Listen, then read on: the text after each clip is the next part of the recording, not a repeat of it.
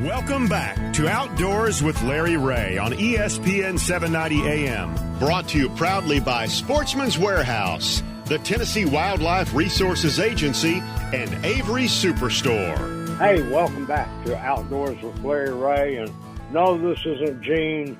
This isn't Dave. This isn't Bill. This is Ron. It's not Larry either. It must be a bonus I'm telling time on Outdoors with Larry Ray. We're having a party here. This is kind Yes, of like we are. Absolutely. And you know, folks, I'm very involved in the fishing industry in a lot of different ways. But one of the things that really excites me about the fishing industry is the growth of tournament fishing at the youth level, starting out with those that are in junior high school and even below, high school team fishing, college team fishing, and tournaments has become a very, very big thing. And, of course, organizations like BASS has really gone overboard and made college bass fishing a real big thing. They've made it so big that they now have a position that's open to a qualifier through the college ranks to go to the Bassmaster Classic. That's big. And this year, another member of the Bethel University bass team out of McKenzie, Tennessee, and you guys all know where McKenzie's at. Yes, sir. Cody Huff won the BASS College Tournament, and he will be going to the Bassmaster Classic in March of 2020 there at Gunnersville Lake out of Birmingham. And we have Cody Huff on the line now this morning to talk about his great win. First of all, Cody, congratulations on a wonderful, wonderful performance and a great win. And I know you've got to be excited, aren't you? Thank you, Ron. I sure appreciate it, buddy. And yeah, I'm super excited. I mean, this is a life-changing event, and just looking back a few months ago, I'd have never imagined that I'd be at this point where I'm at. Well, I know that you actually fish in one of the top college fishing teams there is in the U.S. Does that help you prepare to take this next step forward, to be as competitive as you are and honing your skills and those kind of things? Yeah, absolutely. I mean, I get to hang around with some of the best fishermen in college fishing just every day, and we get to fish together all the time. And I do really feel like being able to hang around those guys and know what is fishing together, I think that's definitely has a positive effect on it for sure. Cody, this in this particular tournament, it is elimination. First of all, there's so many college teams that go to it. Then they come down to the final 8, the final 4, and then the final 2. And just so happens you had to go against one of your teammates, didn't you? What was that I sure like? Did. One of my best buddies. In the final 2? Yeah. Yeah, in the final 2. Yeah, the final 2 was from Bethel University. Hey, Bethel doesn't rebuild; she reloads. Yeah, kind of like some football teams that we know.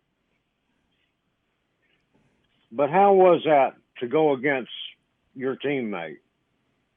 It's kind of bittersweet. It's nice to know that at the end of the day that one of us is going to be going to the Bassmaster Classic, somebody from Bethel.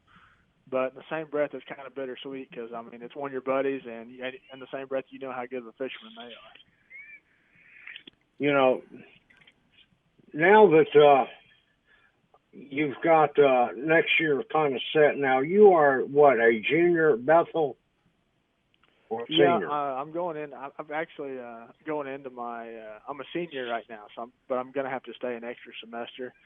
And because of qualifying for all this, I may have to push that extra semester back a little farther also. Right.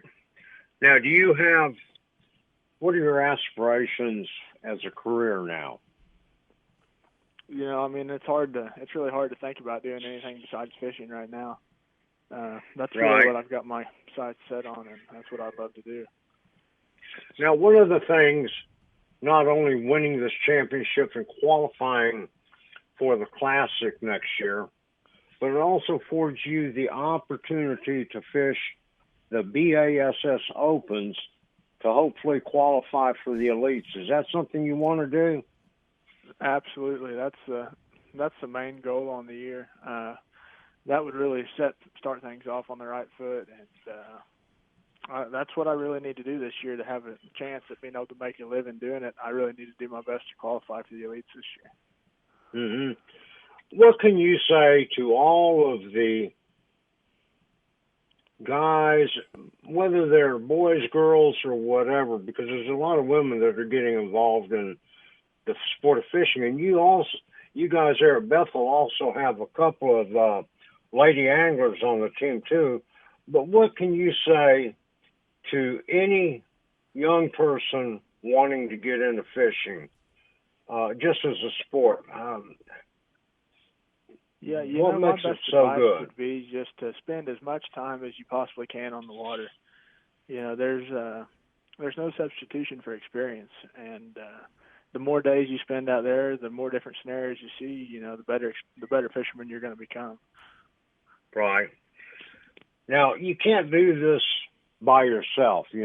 First of all, Bethel has done a great job, I know, in supporting you all and having a good coach in Gary Mason, and then being surrounded by so many good fishermen where it helps you hone your skills. And then, of course, you have to have your family supporting you. But you also have to have sponsors. I'm assuming you've lined up some sponsors now, right? Yeah, I'm still working on that. It's pretty incredible the amount of people that reach out to you after something like this. So Yeah. That's something I'm trying to really go about carefully, and really I would love to support all the brands that I truly believe in and use, So I'm trying to be real careful about that and really exploring some options.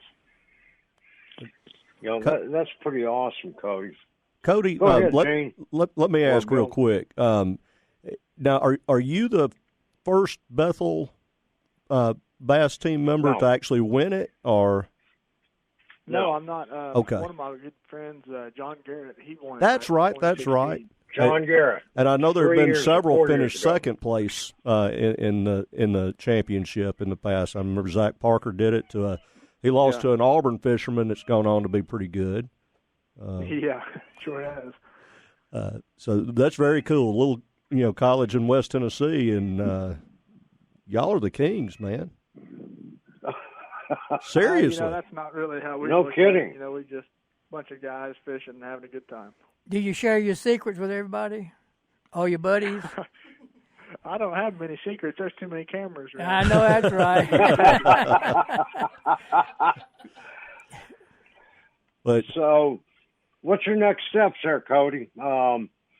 Studying or doing any pre-fishing for the Classic before the cutoff, or? Yeah, I've had a lot of experience down there in the springtime, so I'm probably not going to go down there before the cutoff because I spent a lot of time down there in the spring. Right. So I'm going to kind of try to focus on the books and get my schoolwork done and get as much as I can done now, because come next spring I'm not going to be in class very many days. Well, I think that's the right thing to do for sure, is to get your grades, because it's always good to have that degree in hand as you move forward. well, what's your major? I'm a business major, so I'm really looking forward to if things don't work out and I don't end up making it fishing, I would love to be able to get a job in the fishing industry, and being able to work along with some of those same guys that I've been friends with and made connections with over the years. And I promise you, a business degree will pay off while you're fishing too. Yeah. Because you got a lot to manage. Right. Yeah, absolutely. Yeah. Now, going forward, let me ask you something. As fishing on a college bass team, how does that help each other? Or do you guys talk when you guys go to tournaments, try to help each other out, just not in terms of a spot or anything like that, but maybe patterns or? Yeah, absolutely. We normally, a lot of us do share information, especially when we go to new places, and everybody's trying to figure things out. And I do think that definitely gives us a little bit of an advantage, having so many guys that are really good, being able to share all their information. I feel like that does have a negative effect on us sometimes also, because these guys are so good. If you give them an inch, they're going to figure it out. Probably. You know what I mean? Because that's actually, it happens. Yeah, would think. But this kind of all of that prepares you too going forward, doesn't it? I mean, it's got to be exciting to you. Yeah, to be able to absorb all this knowledge and to get to fish with these great guys and women also, to kind of prepare you for the next step, doesn't it? Yeah, it sure does. We have a blast, and we get to, like I told you earlier, we get to spend a ton of time on the water, and we make the most out of our time. We have a great time. Cody, do you have your own social media for folks to follow you and that sort of thing? Yeah, you could look me up on Facebook or just under Cody Huff, or I've got an Instagram. It's at Cody Huff Fishing. Perfect. I'm gonna hit it right now. Awesome. Yeah. Yeah. And Cody, follow me and keep up with me for sure. Cody, we will be checking back in with you for sure before the Classic. And then, of course, I will see you at the Classic next year. But we at Outdoors with Larry Ray want to wish you all the very best moving forward. And we're so happy that you're going to work on your studies, get them all caught up, and be ready to go. Absolutely. Thank you guys a bunch for having me on here today. I really appreciate it. Thanks a bunch, Cody. And now I guess Dave's going to lead us out of here. I guess I can. I feel like this has been the Larry Day Outdoor Schizophrenic Hour. Absolutely. We've had so many personalities and so many co-hosts and everything, but it's been a real treat, guys. Yes, it has. I sure appreciate everybody stepping in, and I know Larry does if he ever gets out of that tree and runs that grizzly bear off. But if it's been half as much fun for listeners as it has us, we'll be all right. But I was looking at Larry next week's show. He's got all kinds of people from the outdoor industry, gentleman from CVA Muzzleloader, Mark Moore, president of the West Tennessee Fur Takers, Micah Frazier, champion at the recent Bass Clasters at Lead up on the St. Lawrence River. Got David Holly, from Mossy Oak. So he's got a real jam-packed action radio show for you next week out there, people.